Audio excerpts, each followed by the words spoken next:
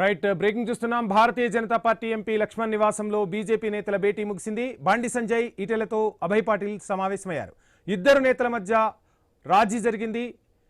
కాంగ్రెస్ తీరుతో ప్రజలు విసిగిపోయారని, ఎన్నికల్లో ఇచ్చిన హామీలు నెరవేర్చలేదని ఎంపీ లక్ష్మణ్ ఆరోపించారు.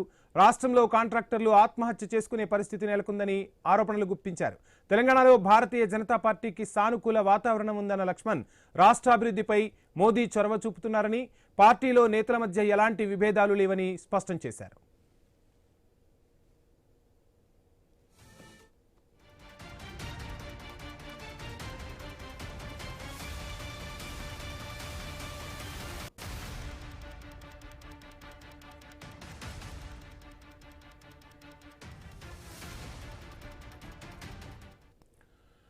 రైట్, తెలంగాణపై భారతీయ జనతా పార్టీ అధిష్టానం పూర్తిగా దృష్టి సారించినట్టు కనిపిస్తోంది. భారతీయ జనతా పార్టీ ఎంపీ లక్ష్మణ్ నివాసంలో బీజేపీ నేతల భేటీ ముగిసింది. బండి సంజయ్ ఈటెలతో అభయ్ పాటిల్ సమావేశమయ్యారు. ఈ ఇద్దరు నేతల మధ్య రాజీ కుదిర్చారు అభయ్ పాటిల్.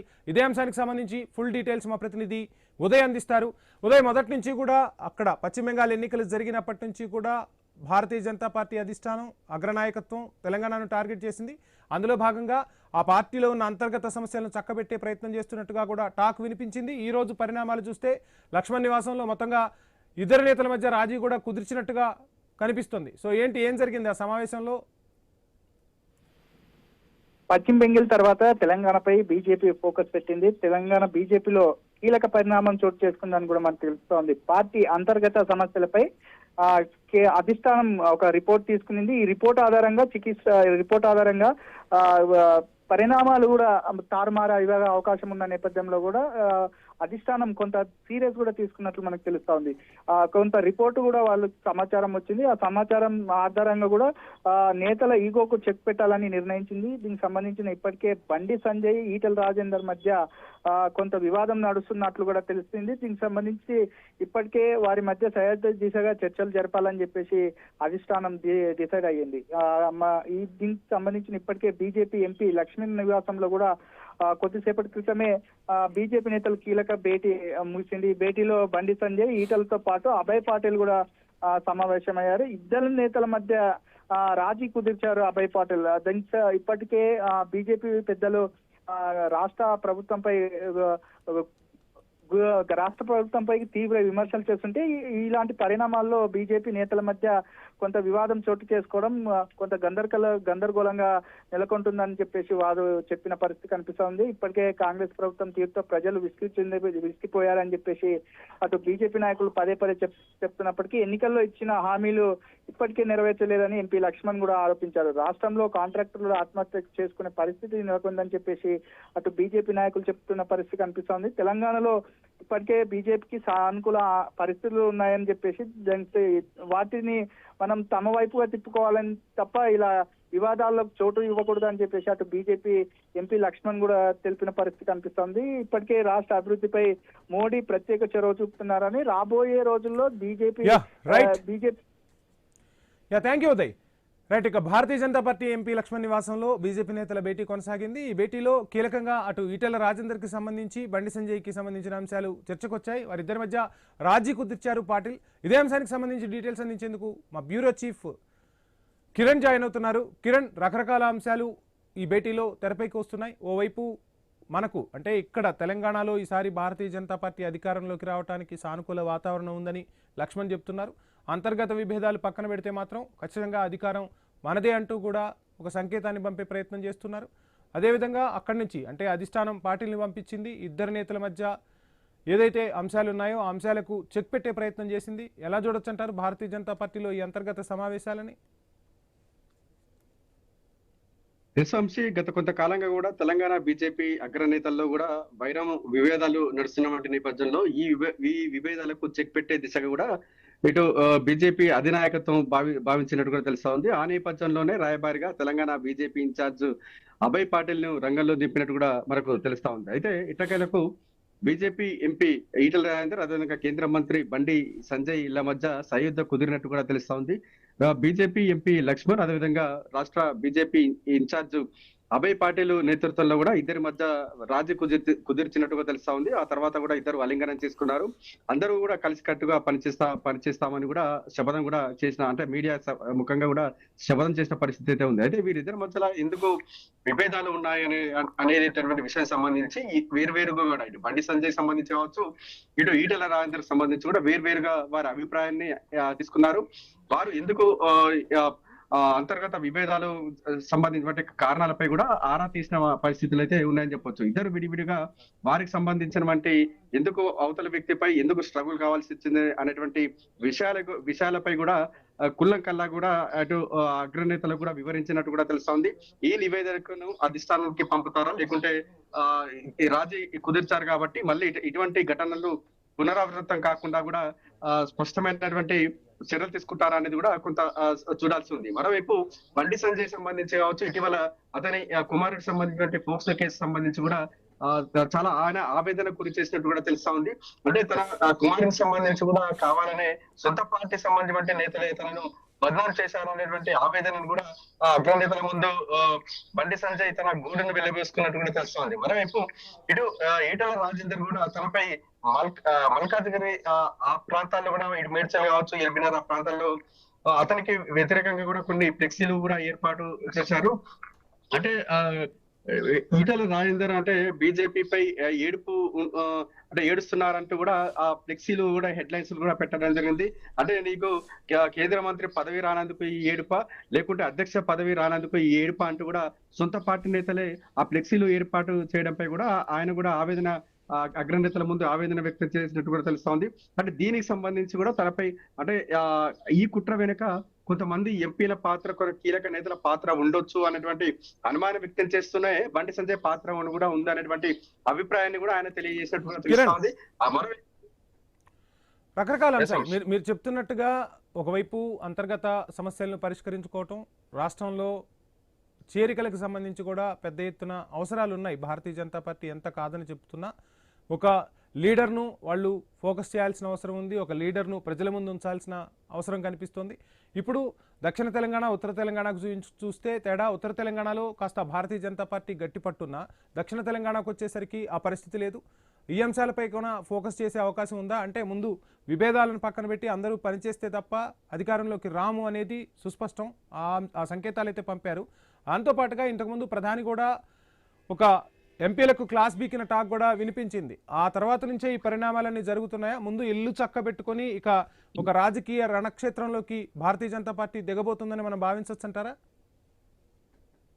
మీరు అన్నట్టు నిజంగా ఇటీవల తెలంగాణలో పర్యటించిన మోదీ తెలంగాణలో డబుల్ ఇంజిన్ సర్కార్ కు తీసుకొస్తామని కూడా శపథం చేశారు. ఆ దిశ కూడా పావులు కూడా కలుపుతున్న పరిస్థితులు అయితే ఉన్నాయి. కానీ ఆ సీన్స్ గ్రౌండ్ లెవెల్లో సీన్స్ చూస్తే మాత్రం సొంత పార్టీ నేతల ఆధిపత్య పోరు చూస్తుంటే పార్టీకి సంబంధించిన ఉత్తర తెలంగాణలో కొంత ప్రభావం ఉన్నప్పటికీ కూడా దక్షిణ తెలంగాణలో పార్టీని బలోపేతం చేయాలనేటువంటి ఆశయానికి ఈ ఆధిపత్య పోరు తూట్లు పొడుస్తున్నటువంటి పరిస్థితులు కూడా మనం చూస్తా ఉన్నాం.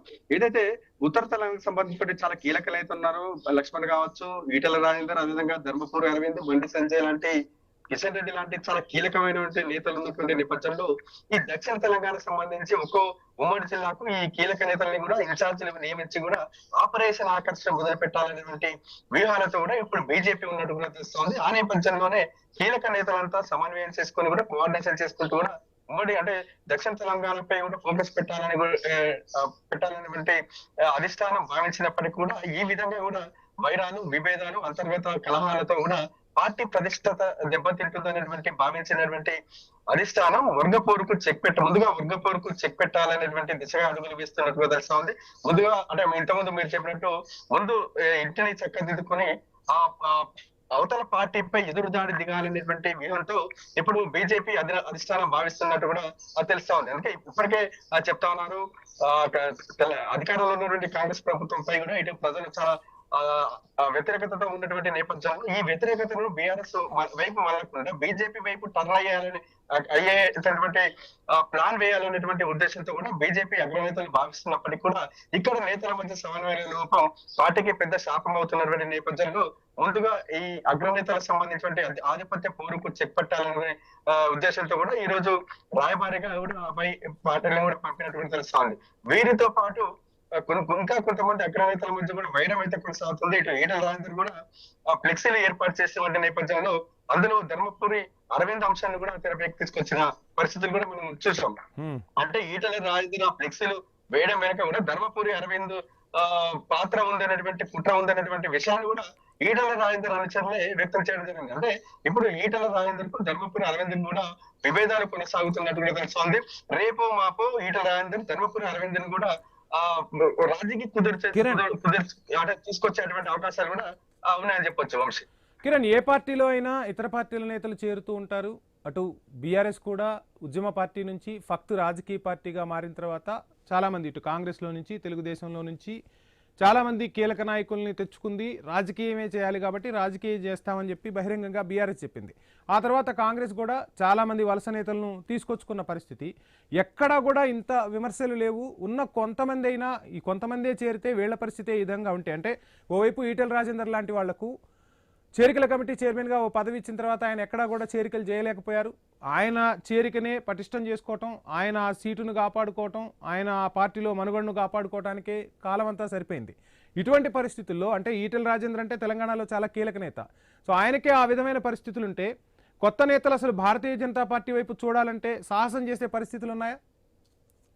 ఎస్, మీరు అన్నట్టు నిజంగా మనం ఒక అంశాన్ని తెరపైకి తీసుకురావాల్సిన అవసరం ఎంతైనా ఉందని చెప్పొచ్చు. ఎప్పుడైనా ఈ కాంగ్రెస్ పార్టీ కావచ్చు, బీఆర్ఎస్ పార్టీలు ఇప్పుడు ప్రస్తుతం తెలంగాణలో అగ్ర పార్టీలు అని చెప్పుకోవచ్చు. ఈ రెండు పార్టీలకు సంబంధించి కూడా ఆ సొంత పార్టీలో ఆ ఇమడలేకపోవడం, లేకుంటే సొంత పార్టీ మీద కలత చెందు ఇతర పార్టీలపై కూడా చూస్తుంటారు. కానీ ఇప్పుడు కాంగ్రెస్ కు కావచ్చు, ఇటు బీఆర్ఎస్ కు ప్రత్యామ్నాయ ఏదైనా పార్టీ ఉందంటే ఫస్ట్ బీజేపీనే చాలా మందికి గుర్తుకొస్తా ఉంటుంది. ఇటు మహబూబ్నగర్ నుంచి వచ్చినటువంటి డీకే అరుణ కావచ్చు, కాంగ్రెస్ పార్టీ వచ్చిన డీకే అరుణ కావచ్చు, ఇటు బీఆర్ఎస్ పార్టీ నుంచి వచ్చినట్టు ఈటల రాజేందర్, అదేవిధంగా మాజీ ఎమ్మెల్యే సైదిరెడ్డి, ఇలాంటి వాళ్ళందరూ కూడా వీళ్ళకు ప్రత్యామ్నాయం మాత్రం బీజేపీనే అని తెలుసుకున్నారు, ఆ పార్టీలోకి వచ్చారు. చాలా మంది ఇప్పుడు కాంగ్రెస్ పార్టీ నుంచి వచ్చిన వాళ్ళు కావచ్చు, బీఆర్ఎస్ నుంచి వచ్చిన వాళ్ళంతా కూడా బీజేపీ సేఫ్ అని భావిస్తున్న నేపథ్యంలో బీజేపీలో ఇటువంటి అంతర్గత కలహాలు కూడా ఇప్పుడు నేతలకు అంటే పార్టీలకి బీజేపీకి వద్దామనుకుంటున్నటువంటి నేతలకు ఒక డైలమాలో పడేసినటువంటి పరిస్థితులు కూడా మనం చూస్తా ఉన్నాం. ఎందుకంటే బీజేపీ అంటే చాలా సిద్ధాంతమైనటువంటి పార్టీ, చాలా క్రమశిక్షణ పార్టీ అని కూడా చాలా మంది భావిస్తుంటారు. కానీ ప్రస్తుతం చాలా రోజుల నుంచి చూస్తుంటే బీజేపీలోని అంతర్గత కలహాలు విపరీతంగా ఇతర పార్టీల కంటే బీజేపీలు ఇంకా విపరీతంగా ఉన్నాయి అనేటువంటి స్థాయికి ఇప్పుడు వాళ్ళ కలహాలు వెళ్ళినట్టు కూడా తెలుస్తోంది.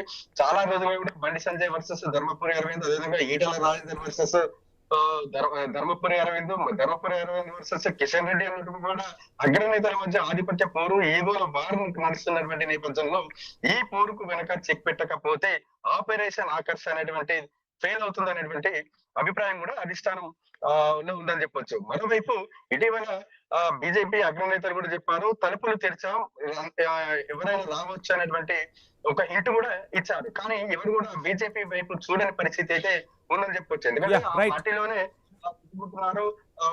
వర్గ పోరుతో సతమతం అవుతున్నారు కాబట్టి ఇప్పుడు మళ్ళీ ఆ పార్టీలో పోయి మళ్ళీ ఇదే వర్గ పోరుతో సతమతం అవ్వాలనేటువంటి ఒక ఆలోచన కూడా ఇటు అగ్రనేతలు అంటే ఇతర పార్టీల నేతలకు కలుగుతున్నటువంటి నేపథ్యంలో ఇది కూడా బీజేపీకి చాలా మైనస్ అవుతుంది. కాబట్టి ముందుగా అగ్రనేతలు అంటే ఇంటిని చక్క పెట్టుకొని కూడా ప్రత్యర్థి నేతలపై ఫైట్ చేయాలనేటువంటి ఒక ఉద్దేశంతోనే ఇటు బీజేపీ అగ్రనేతలు భావిస్తున్నట్టుగా తెలుస్తుంది. ఆ నేపథ్యంలోనే ఇక్కడ తెలంగాణ బీజేపీ నేతల మధ్య వర్గ పోరుకు చెక్ పెట్టాలనేటువంటి ఆలోచన కూడా చేస్తున్నట్టుగా స్పష్టంగా తెలుస్తా ఉంది Vamsi. Right, thank you Kiran.